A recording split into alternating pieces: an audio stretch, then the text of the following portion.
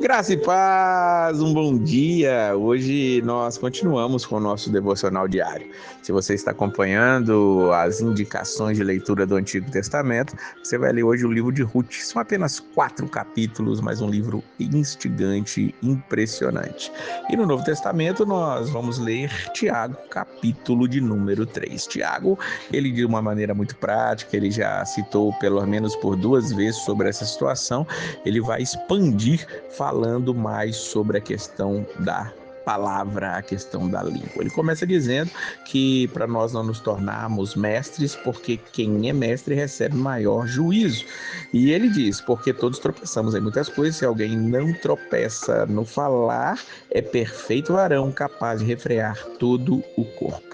Tiago vai dizer para aqueles que estão ensinando para os mestres que vão receber maior juízo. Por quê? Porque eles estão ensinando. E se não ensinam de acordo com a palavra de Deus, estão agindo de maneira errada e precisam de repreensão por causa disso. Porém, aquele que consegue refrear a sua língua, consegue não tropeçar em palavras, esse homem é varão perfeito. Mas quem é esse?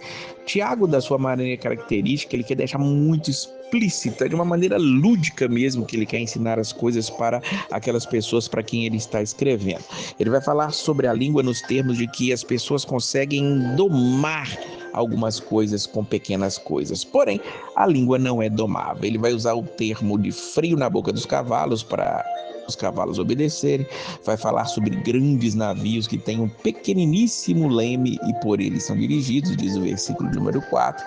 Ele chega a dizer no versículo 7 que toda espécie de feras, de aves, de répteis, de seres marinhos se doma e tem sido domado pelo gênero humano. O homem tem domado muitos animais. E olha que Tiago está falando de 2000 anos atrás. Depois disso, o homem domou muitas outras coisas, mas já naquela época ele estava dizendo aquilo impressionado. Porém, versículo 8, a língua nenhum dos homens é capaz de domar. É mal incontínuo, carregado de veneno mortífero. No versículo 5 ele já tinha dito que a língua é um pequeno órgão, se gaba de grandes coisas. Vede como uma fagulha põe fogo em brasas numa grande selva. Ele está dizendo ainda, falando da língua, que a língua é pequeno órgão, algo pequenininho, que está dentro da boca, mas não consegue ser contido. Com essa mesma língua nós fazemos coisas boas e coisas ruins e não deve ser assim. Ele ilustra isso também. Versículo 9, bendizemos ao Senhor e Pai, mas amaldiçoamos os homens, feita semelhança de Deus. Versículo 10 ele diz, procede bênção e maldição de uma só boca. E ele faz uma pergunta, pode jorrar do mesmo lugar o que é doce e o que é amargo de uma mesma fonte? Ele pergunta, pode a figueira produzir azeitonas ou a videira produzir figos? Ele fala, tão pouco fonte de água salgada pode dar água doce. Ou seja, nós temos que aprender a controlar as nossas palavras. Temos que aprender a controlar as nossas línguas. O livro de Provérbios está recheado de ensinamentos acerca de como utilizar a palavra, como utilizar a língua.